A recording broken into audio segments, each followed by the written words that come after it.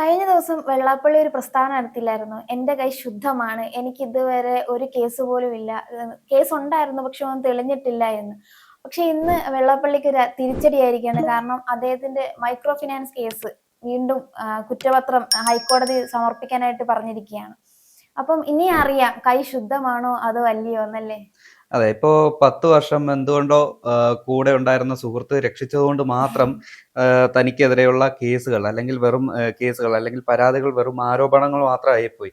പക്ഷെ ആ സമയത്ത് ഈ കേസിന്റെ നടപടികൾ, അന്വേഷണങ്ങൾ നടന്നുകൊണ്ടിരിക്കുന്നുണ്ടായിരുന്നു. ഇപ്പോഴാണ് കഴിഞ്ഞ ദിവസം വിജിലൻസ് അത് അന്വേഷണ ഉദ്യോഗസ്ഥന് ഈ ഹൈക്കോടതിയുടെ ഭാഗത്ത് നിന്നുണ്ടായ വിമർശനം പ്രകാരം ഇപ്പോൾ ഇന്ന് കുറ്റപത്രം സമർപ്പിക്കുന്ന ഒരു അവസ്ഥ വരെ എത്തി. 2016 ഈ മൈക്രോ ഫിനാൻസ് തട്ടിപ്പുമായിട്ടുള്ള ഒരു കേസിന്റെ പശ്ചാത്തലം നടക്കുന്നത്. അതുമാത്രമല്ല, ഈ SNDPയുടെ തന്നെ മുൻ അംഗമായിരുന്ന KK മഹേഷിന്റെ ആത്മഹത്യക്ക് പിന്നിലും ഈ ഒരു വെള്ളാപ്പള്ളി നടേശന്റെ കൈകൾ പ്രവർത്തിച്ചിട്ടുണ്ട് എന്നത് തെളിയിക്കപ്പെട്ട സത്യം തന്നെയാണ്. പക്ഷേ സ്വയം അംഗീകരിക്കാൻ പറ്റാത്തതുകൊണ്ട്, അല്ലെങ്കിൽ സ്വയം കുറ്റം സമ്മതിക്കാത്തത് കൊണ്ട്, അല്ലെങ്കിൽ ആ ഒരു കേസുകളെല്ലാം വെറും ആരോപണങ്ങളാണെന്ന്, കെട്ടിച്ചമച്ച ആരോപണങ്ങൾ മാത്രമാണെന്ന രീതിയിലാണ് വെള്ളാപ്പള്ളിയുടെ പ്രസ്താവനകൾ മുഴുവൻ.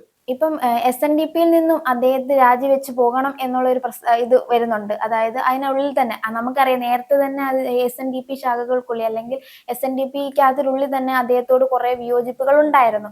ഇപ്പോൾ ഇത്രയും കേസുകളുള്ള ഒരു വ്യക്തിയെ SNDPയുടെ ഉയർന്ന സ്ഥാനത്ത് ഇരുത്തണ്ട എന്നുള്ള രീതിയിൽ ഇപ്പൊ രാജിവെക്കാൻ പറയുന്നുണ്ട്. എന്തുകൊണ്ടൊരു തിരിച്ചടി നേരിടുവാണ് വെള്ളാപ്പള്ളി ഇപ്പോൾ.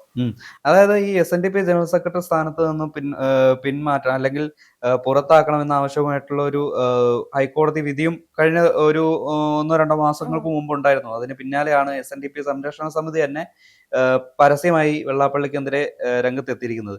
പിന്നെ ഇദ്ദേഹത്തിന് ലഭിച്ച ഒരു പത്മഭൂഷൺ അവാർഡുണ്ടല്ലോ, പുരസ്കാരമുണ്ടല്ലോ, അല്ലെങ്കിൽ ബഹുമതി, ആ ഒരു ബഹുമതി ലഭിച്ചത് പോലും ഒരു ഗൂഢാലോചന അല്ലെങ്കിൽ പണം കൊടുത്താണോ, അത് പെയ്ഡ് ആണോ എന്നതാണ് ഈ സംരക്ഷണ സമിതി ചോദ്യം ഉന്നയിക്കുന്നത്. മാത്രമല്ല, കുറച്ച് തട്ടിപ്പുകൾക്കും അല്ലെങ്കിൽ ഒരു ആത്മഹത്യാ കേസിനും പ്രതിയായി എന്നത് മാത്രമാണ് വെള്ളാപ്പള്ളി നടേശന്റെ യോഗ്യത എന്നും ഈ ഒരു സംരക്ഷണ സമിതി പറഞ്ഞു വയ്ക്കുന്നുണ്ട്. രൂക്ഷമായിട്ടുള്ള വിമർശനമാണ് വെള്ളാപ്പള്ളി നടേശനെതിരെ സ്വന്തം ഈ ഒരു സംഘടനയിൽ നിന്ന് ഉയർന്നു വരുന്നത്. അപ്പോൾ അതിൽ നിന്ന് തന്നെ മനസ്സിലാക്കാം ഈ ഒരു SNDP എന്ന ഒരു സംഘടനയ്ക്ക് എതിരെ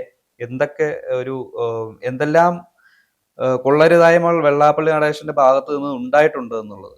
അപ്പൊ നമുക്കറിയാം, ഇത്രയധികം കേസുകളുള്ള ഒരു വ്യക്തിയാണ്. അതായത് 124 കേസുകളും അതും ഇതുമൊക്കെ ഉള്ള വ്യക്തിയാണ്. ഇത് പോരാ, മൈക്രോ ഫിനാൻസ് കേസ് പോരാതെ വേറെ കുറെ കേസുകളും ഉണ്ട്. എന്നിട്ട് പോലും അദ്ദേഹത്തിന് പത്മഭൂഷൺ പോലുള്ള ഒരു വലിയ അവാർഡ് കിട്ടിയേക്കുന്നു. അപ്പം ഈ പത്മഭൂഷൺ കിട്ടാനുള്ള ഒരു അർഹതയാണ് ഈ കേസുകളൊക്കെ.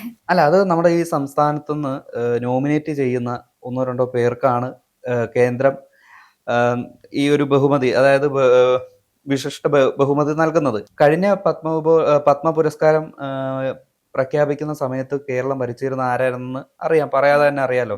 അപ്പോൾ അദ്ദേഹത്തിന് വേണ്ടി, അല്ലെങ്കിൽ ആ ഒരു സർക്കാരിന്റെ താല്പര്യപ്രകാരമാണ് ഈ ഒരു ലിസ്റ്റിൽ വെള്ളാപ്പള്ളി നടേശൻ ഈ ഒരു ലിസ്റ്റിൽ ഉൾപ്പെട്ടത്. കൂടാതെ ഇദ്ദേഹത്തിന്റെ മകനായ തുഷാർ വെള്ളാപ്പള്ളി BJP അല്ലെങ്കിൽ BDJS ബന്ധമുള്ള ഒരു അല്ലെങ്കിൽ സമുന്നത നേതാവാണ്. അദ്ദേഹത്തിന്റെ ഒരു ബാക്ക്ഗ്രൗണ്ട് പിന്നെ ഈ LDF സർക്കാരിന്റെ അല്ലെങ്കിൽ കഴിഞ്ഞ സർക്കാരിന്റെ ഒരു ഹോൾഡും കൂടി ആയപ്പോൾ ആ ഒരു പത്മ പുരസ്കാരത്തിൽ വെള്ളാപ്പള്ളി നടേശന്റെ പേര് ഉൾപ്പെട്ടതിൽ യാതൊരു സംശയവുമില്ല. ഇപ്പൊ പത്മഭൂഷൺ, പിന്നെ ഇത്രയും 10 വർഷം, ഇത്രയും വർഷത്തോളം ഇത്തരം കേസുകളിലൊന്നും മുന്നോട്ട് വരാതിരിക്കാൻ ശ്രമിച്ചു. പിന്നെ എത്ര വർഗീയത പറഞ്ഞാലും പാർട്ടി സപ്പോർട്ട് ചെയ്തു നിന്നു. ശരിക്കും ഈ വെള്ളാപ്പള്ളിയെ കൊണ്ട് LDFന് അല്ലെങ്കിൽ ഈ ഒരു മുൻ സർക്കാരിന് എന്തോ ഒരു ഗുണം ഉണ്ടായിരുന്നു. അതും കൂടി ഇനി തെളിഞ്ഞു വരുമായിരിക്കും ഇതിന്റെ കൂടെ. അല്ല, ഈ വെള്ളാപ്പള്ളി നടേശനെ കൊണ്ട് LDF അല്ലെങ്കിൽ CPM-ന് ഗുണമുണ്ടായി എന്ന് ഒരാളും പറയില്ല. കാരണം വെള്ളാപ്പള്ളിക്കാണ് ഇതിന്റെ ഗുണങ്ങൾ മുഴുവൻ കിട്ടേണ്ടത്. അതായത് ആനുകൂല്യങ്ങളോ അല്ലെങ്കിൽ ഇയാൾക്കെതിരെയുള്ള കേസിനെ എല്ലാം അട്ടിമറിക്കാനുള്ള ഒരു പവർ ഉള്ളത് കഴിഞ്ഞ സർക്കാരിനായിരുന്നു. അത് ആ ഒരു സർക്കാരിന്റെ കൂടെ പാദസേവ ചെയ്തും കൂടെ നിന്ന് തോളിൽ കൈയിട്ടും നിന്ന് അദ്ദേഹം പരമാവധി 10 വർഷം എങ്ങനെയൊക്കെയോ അത് ഒപ്പിച്ചെടുത്തു എന്നുള്ളതാണ്. അതായത് 2016 വെള്ളാപ്പള്ളി നടേശനെതിരെ ഈ സംസാരിച്ചാണ് കഴിഞ്ഞ LDF സർക്കാർ 2016 അധികാരത്തിൽ വന്നത്. വി എസ് അച്യുതാനന്ദന് കണ്ണെടുത്താൽ കണ്ടുകൂടാത്ത ഒരു വ്യക്തിയായിരുന്നു ഈ ഒരു വെള്ളാപ്പള്ളി നടേശൻ. വി എസ് അച്യുതാനന്ദനെ വെട്ടി പാർട്ടിയുടെ നേതൃനിരയിലേക്ക് പിണറായി വിജയൻ വന്നപ്പോൾ ഇവർ രണ്ടുപേരുടെയും ആ ഒരു ശബ്ദം ഒരുപോലെയായി. അതായത് SNDP എന്ന സാമുദായിക സംഘടനയുടെ അന്തകനായി വെള്ളാപ്പള്ളിയും, മറുവശത്ത് CPM എന്ന കമ്മ്യൂണിസ്റ്റ് പാർട്ടിയുടെ അന്തകനായി പിണറായി വിജയനും, ഇവർ രണ്ടുപേരും കൈകോർക്കുമ്പോൾ ഈ രണ്ട് പാർട്ടി, അത് ഒന്ന് സമുദായ പാർട്ടിയും ഒന്ന് കേരളത്തിലെ ഒരു തൊഴിലാളി വർഗത്തിന്റെയും അല്ലെങ്കിൽ സാധാരണക്കാരുടെയും ഒരു താങ്ങായ ഒരു പാർട്ടി, ഈ രണ്ട് സംഘടനകളുടെയും ഒരു അടിവേരിളകുന്ന രീതിയിലുള്ള ഒരു കോമ്പിനേഷൻ ഡ്യുവോ ആയിപ്പോയി ഇവരുടെ ആ ഒരു കൈകോർക്കൽ. 2016 VS അച്യുതാനന്ദനായിരുന്നു ഇദ്ദേഹത്തിനെതിരെ ആദ്യമായിട്ട് ഇത് കേസ് ഇങ്ങനെ വന്നത്. അതുമല്ല 2016 കുറെ പാവപ്പെട്ട സ്ത്രീകളുടെ പണം ഉപയോഗിച്ച് അല്ലെങ്കിൽ അവരെ പറ്റിച്ചുകൊണ്ട് ഒരു മൈക്രോ ഫിനാൻസ് തുടങ്ങുന്നത്. അതും ഇപ്പൊ നമുക്ക് കറക്റ്റ് പറഞ്ഞ ഇപ്പൊ 10 വർഷത്തോളമായി. ഈ 10 വർഷത്തോളം ഈ കേസ് ഇത്രയും ഒച്ചഴിയുന്ന പോലെ വരണമെങ്കിൽ എത്രമാത്രം പാർട്ടി അതിൽ ഇൻവോൾവ് ആയിട്ടുണ്ടെന്ന് നോക്കണം. അത് തന്നെയാണ് ഇപ്പൊ ഞാൻ കുറച്ചു നേരം പറഞ്ഞില്ലേ, പിണറായി വിജയന്റെ പാർട്ടിയിലുള്ള ഒരു സുപ്രീമസി. അത് പിന്നെ കേരളത്തിലെ മുഖ്യമന്ത്രി എന്ന നിലയിൽ ഈ അന്വേഷണ ഉദ്യോഗസ്ഥരെ ആ ഒരു അന്വേഷണത്തിൽ നിന്ന് പിൻവലിപ്പിക്കൽ, ഇതുപോലുള്ള ഓരോ ഫാക്ടേഴ്സാണ് വെള്ളാപ്പള്ളി നടേശനെ ഇതുവരെ സംരക്ഷിച്ചു വന്നത്. പക്ഷേ 2026 അതിന്റെ ആ ഒരു കളി മാറി. അതായത് 26 ഈ ഒരു തിരഞ്ഞെടുപ്പ് പോളിംഗ് വെള്ളാപ്പള്ളി മുതൽ UDF തരംഗം കേരളത്തിൽ ആഞ്ഞടിക്കുമെന്ന് അറിഞ്ഞ മുതൽ ഒരു വല്ലാത്തൊരു പകപ്പോടെയാണ് വെള്ളാപ്പള്ളി നടേശൻ തന്റെ ദിവസങ്ങൾ എണ്ണി നീക്കിയത്. ഇപ്പോൾ അത് ഏറ്റവും വലിയ യാഥാർത്ഥ്യമാവുകയും ചെയ്തു. ഇനി ഈ ഒരു കേസിൽ വിധി വരേണ്ടത് ഒരു താമസം മാത്രമേ ഉള്ളൂ. കാരണം അത്രക്കാളുടെ സോളിഡ് എവിഡൻസ് അന്വേഷണ ഉദ്യോഗസ്ഥർ ഹൈക്കോടതിയിൽ ഏൽപ്പിച്ചിട്ടുണ്ട്. ഇനി അദ്ദേഹത്തെ അറസ്റ്റ് ചെയ്ത് കയ്യാമം വെച്ച് ജയിലിലേക്ക് ആനയിക്കേണ്ട ഒരു സമയത്തിന്റെ ഒരു പരിധി മാത്രം, ജസ്റ്റ് മാറ്റർ ഓഫ് ടൈം, അത് മാത്രമേ ഉള്ളൂ.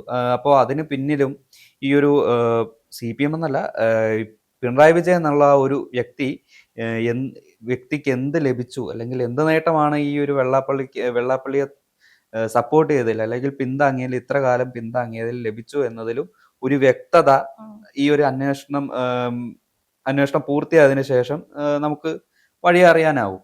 എന്നാലും തെരഞ്ഞെടുപ്പ് തോൽവിക്ക് ശേഷം CPM-ന് ഒരുപാട് അടിയായിരുന്നു കിട്ടിയത്. ഇപ്പൊ ദാ വെള്ളാപ്പള്ളിക്കും കിട്ടിയിട്ടുണ്ട്. അതായത് ഇത്രയും നാൾ മറിഞ്ഞു കിടന്ന എല്ലാ അനീതിയും അല്ലെങ്കിൽ തെറ്റുകളും ഇനി പതുക്കെ പുറത്തു വരുമെന്നുള്ളതിന്റെ തെളിവാണിത്. അല്ല, ഇത് വെള്ളാപ്പള്ളിക്കെതിരെയുള്ള കേസുകളോ അല്ലെങ്കിൽ വെള്ളാപ്പള്ളിക്കെതിരെ ഉള്ള കാര്യങ്ങളോ ഒന്നും CPM-നെ പൊതുവെ ബാധിക്കുന്നതല്ല. ഇപ്പോൾ വെള്ളാപ്പള്ളി നടേശനെ തള്ളി പറയാൻ തയ്യാറായ CPM നേതാക്കളുണ്ട്. അത് പക്ഷേ പിണറായി വിജയൻ അധികാരത്തിൽ നിന്ന് ഇറങ്ങിയതിനു ശേഷം മാത്രം, LDF അധികാരത്തിൽ നിന്ന് ഇറങ്ങിയതിനു ശേഷം മാത്രമാണ് ആവശ്യമെങ്കിൽ ഇനി പ്രതികരിക്കാമെന്നുള്ളൊരു മനോഭാവത്തോടെ വെള്ളാപ്പള്ളിക്കെതിരെ ഓരോ നേതാക്കളും, ഇപ്പോൾ MP ഗോവിന്ദനായാലും MA ബേബി ആയാലും P രാജീവ് ആയാലും അതുപോലുള്ള CPI-യിലെ ബിനോയ് വിശ്വമാകട്ടെ, ഇവരെല്ലാം വെള്ളാപ്പള്ളിക്കെതിരെ സംസാരിച്ചത് ഈ ഒരു LDF-ന് അധികാരം നഷ്ടപ്പെട്ടതിന് ശേഷം മാത്രമാണ്. അപ്പൊ അതിൽ നിന്ന് തന്നെ മനസ്സിലാകാം ഈ ഒരു വെള്ളാപ്പള്ളിയുടെ ഏറ്റവും വലിയ ബലം ഉണ്ടായിരുന്നത് പിണറായി വിജയൻ ഉണ്ടായിരുന്നതുകൊണ്ട് മാത്രമാണ്. ആ പിണറായി വിജയന്റെ അധികാരം നഷ്ടപ്പെട്ടോടെ ഈ വെള്ളാപ്പള്ളി ആര് രക്ഷിക്കും എന്ന നിലയിലുള്ള ഒരു രീതിയിൽ വെള്ളാപ്പള്ളിയെ ഒരു വിധി കൈവിട്ടു എന്നുള്ളതാണ്.